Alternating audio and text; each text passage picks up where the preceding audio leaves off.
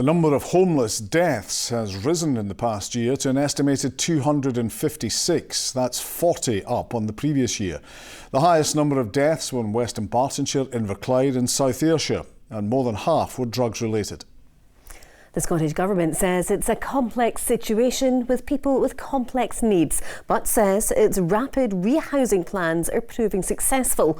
Those working with homeless people say there must be more to be done to help people find a permanent home. Ockrim has the story. After 20 years of battling addiction, being handed a sobriety keyring at an AA meeting for Chris was like lifting the World Cup. It marked a huge milestone, considering he struggled to attend his very first meeting.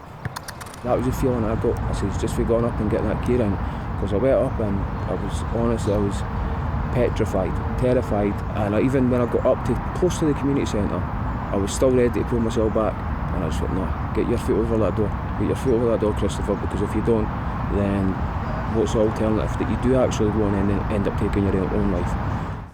Chris was homeless, but after spending time in a residential unit in Glasgow, he was given a tenancy through the Housing First initiative.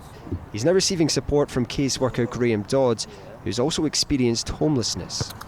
People see that you're not reading out of a textbook, and one of my first ever supports I went on, she right away opened up to me and says that I could talk to you about anything. I'd feel more comfortable talking to you about it, and I was quite shocked, to be honest.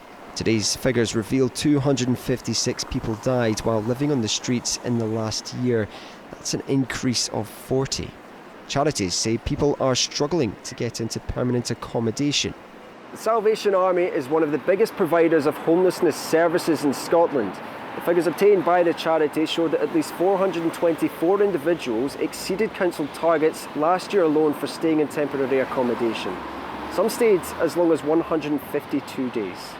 We've got families that stay in temporary accommodation and they're really not suitable for bringing up children. Being there longer than is needed, that's a particular concern for us, because clients who are referred to, who have got experience of being homeless, the challenge around them is they've got mental health issues, some might have addiction issues, real challenges, and it's important that we address those.